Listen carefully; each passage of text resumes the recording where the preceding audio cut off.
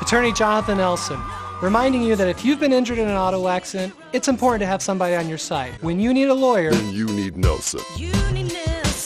A growing movement since the Pahrump Fall Festival parade called Cops for Joe has taken off, stemming from officers that are seeking an administrative change at the Nye County Sheriff's Office. 2 officers who promoted this rally were subject of an investigation recently.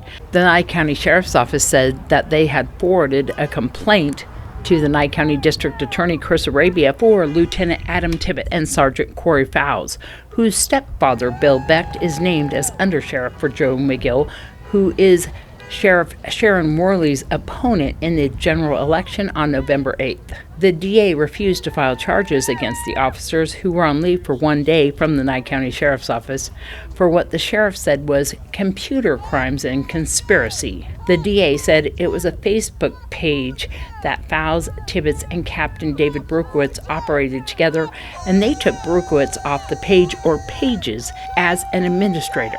Sergeant Fowles and Tibbets have returned to work, and their attorney sent out a press release and explained in greater detail the dispute. Neither of the officers used any of the computers at the Nye County Sheriff's Office for anything that had to do with non-work related activities. Cops for Joe is a PAC that Adam and I founded. The mission for Cops for Joe is to be the voice of your local sheriff's deputy, sergeant, and detective that otherwise might not want to be boisterous during the campaign. So the mission of Cops for Joe is to provide those working first responders with a voice to be heard. So that's what we're out here doing. My stepfather is going to be Joe McGill's undersheriff in January. There have been many internal and criminal investigations against the current sheriff's political opponents. Some of them charged criminally, some internally. Some have been placed on leave, some have not. It's been very inconsistent, and we don't know what to expect. And like you said, recently, Adam and I were the subject of a criminal and internal investigation.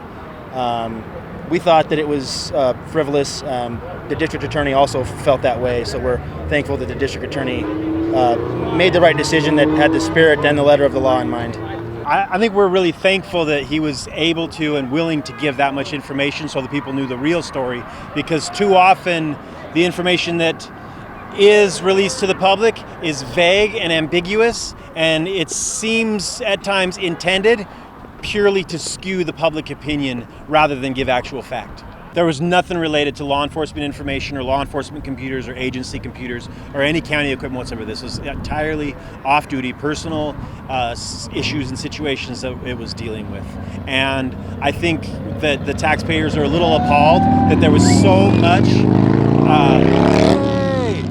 so much invested in this frivolous complaint and so little invested in real crimes that could actually make our community safer. Well, I'll give you the very summarized version, is that there was a Facebook page that was shared that had existed for several years. The name of that page was Pahrump Politics.